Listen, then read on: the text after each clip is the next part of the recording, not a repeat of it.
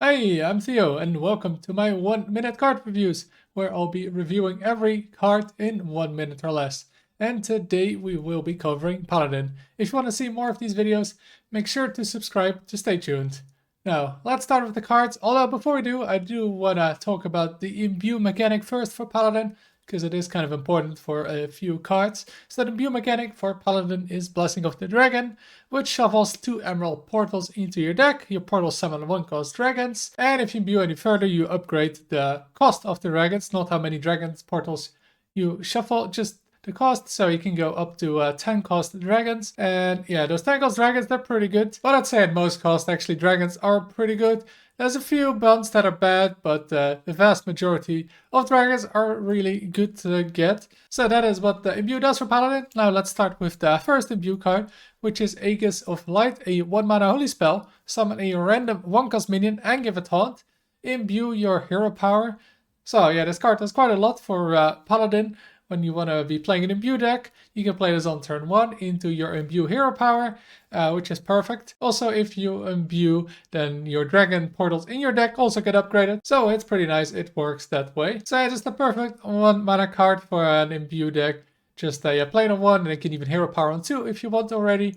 Or yeah, just later in the game, it's really easy to play.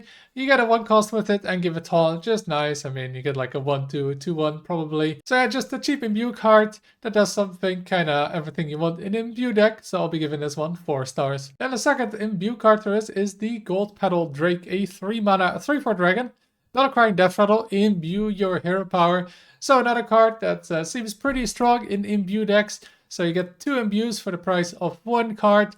It's a dragon. So you could get it randomly as well of the portal, though not very likely. And just a solid play on curve again. Just, Spider Tank on turn 3, and then you get double imbue. I mean, not much else to say about this card. It's just very good in imbue decks, and you'll really hope you'll see this card in the mulligan, so I'll be giving this one 4 stars as well. Then the next card we've got is the Dragon Skill Armaments, a 1-mana holy spell. Draw a spell that started in your deck, and one that didn't. So, first of all, on turn 1 you can even play it. It's just 1 mana, draw a spell. So, yeah, that's really good, right? It's just 1 mana tutor card, which generally are just pretty good cards. But then you also have the upside of one that didn't. And then, yeah, it becomes a really, really good. I'd say one of the best draw cards I've seen.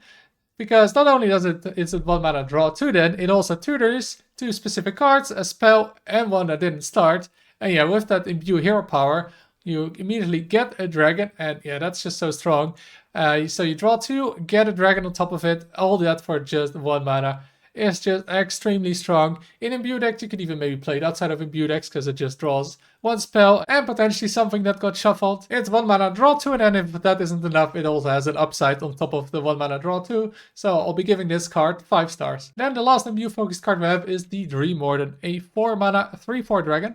Taunt, Battlecry. If there is a card in your deck that didn't start there, draw it and gain +2/+2. So then it would be a 4 mana 5/6 with taunt, and that draws a card that is then probably an Emerald Portal. So that summons another minion. So yeah, pretty strong stats there. So there's a 4 mana 5/6 with taunt that draws a card and summons a random dragon if you're playing an imbue deck. And that is kind of exactly what you want to be doing in an imbue deck. So yeah, you want to be shuffling those portals, and then you want to be drawing them as soon as possible. You don't want them in your deck, be stuck there and never drawing them, and yeah, this card just tutors them. And then often, of course, you draw another card, and you gain a 4 mana 5/6 with it. I mean, what is not to like about this card? So yeah, it's going to be very strong in an imbue deck, and that's why I'll be giving this card 4 stars. Then let's go with the non-imbue cards for Paladin, starting with a 7 mana nature spell, Renewing Flames.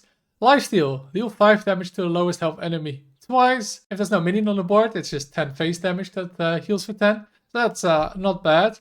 Though, yeah, if you're playing this kind of card, you're probably not playing like a deck that has an empty board all the time. And if there's any like tokens, like a 1/1 or 2/2, it just gets hit by that. It's mostly just a heal 10 for 7 mana. It's not a strong card to have in your deck. The card just feels kind of too expensive for what it does, and yeah, too hard to make it really work. Like, yeah, ideally there's maybe 2 5/5s you can kill with this, or you have lethal with it, or you just get out of range with the healing. But all of that kind of needs the perfect scenario to work, and for 7 mana, yeah, that's just not worth it. So yeah, I don't think I would want to be playing this card in my deck. if there wasn't the next card we'll get to.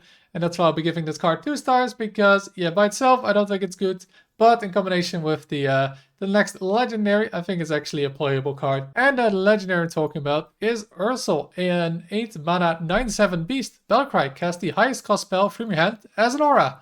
That lasts 3 turns, so I can see why yeah, that last card is really strong. But this one, over 3 turns, you get 6 times 5 damage lifesteal. And yeah, that's a lot of damage, that's a lot of healing. Now, that isn't the only spell though there aren't that many really good spells you want to cast with this. But the one shout out I gotta give is to Shaladar Sale, because that means you can get 15 cards, dream cards or corrupted cards. And yeah, that's really strong, though yeah, it does delay by a turn, because obviously you have to wait until the next turn before you can play the first 5 cards. But that is potentially an insane amount of good cards, all just for casting this card for 8 mana. Now, I'm not sure if Ursa will immediately corrupt Shaladar Sale, but either way, this guy is going to be a very strong card, and I'll be giving it 4 stars. Then we have the Ursine Maul, a 4 mana 4th weapon. After your hero attacks, draw your highest cost card. So that can work very well with the previous 2 cards, where you can tutor both of them and then play them on 8, so you always have them. And even outside of that, it's tutoring 2 cards for 4 mana. And yeah, tutoring cards is always very strong, although obviously it depends on which deck you're playing it in. But you can already see with the previous combo that can be very good. It just means you very consistently can get that combo online on turn 8. Though the card is a little bit slow, right? It is a 4 mana weapon that is 4 damage, and you can't usually immediately use those cards because you probably don't have the mana to immediately play the cards you draw. So that is a bit of a downside, but I think it's still going to be a good card to consistently have specific high cost cards, so I'll be giving this one 3 stars. Then as the next card we've got the Mark of Ursel, a 2 mana spell. Choose a minion. If it's an enemy, set its stats to 1/1. If it's a friendly, set its stats to 3/3 instead. So yeah, this can be both used as a removal, basically for like a giant, or just upgrade your own minion, like Keeper of Voldemort. But yeah, neither options are too amazing. Like, yeah, if you have a 1/1, then it's basically a +2/+2 buff for 2 mana, and that's not really that great.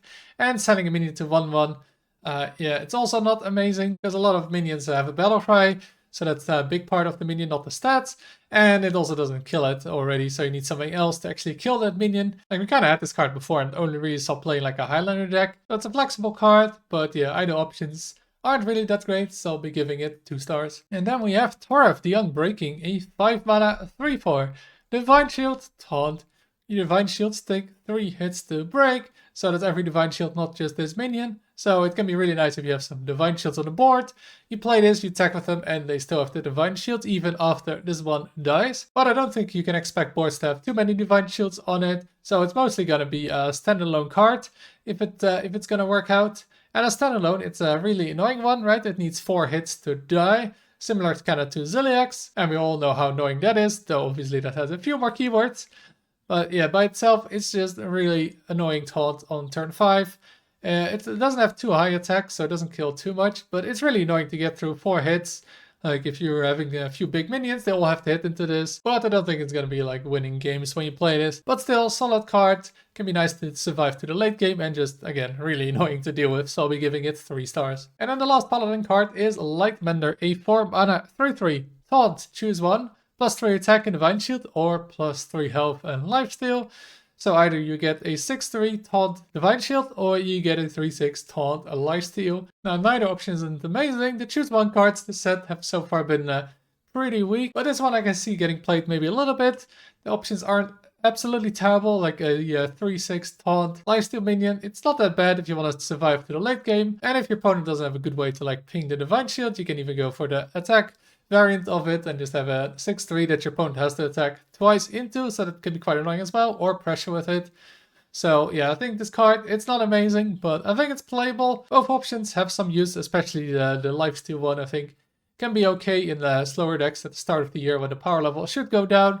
So I'll be giving this card 2 stars. And that is it for all the Paladin cards. It's probably the class I've rated the highest so far, but it all depends on how good that imbue is gonna be. I just feel like those imbue cards are the strongest imbue cards we've had so far.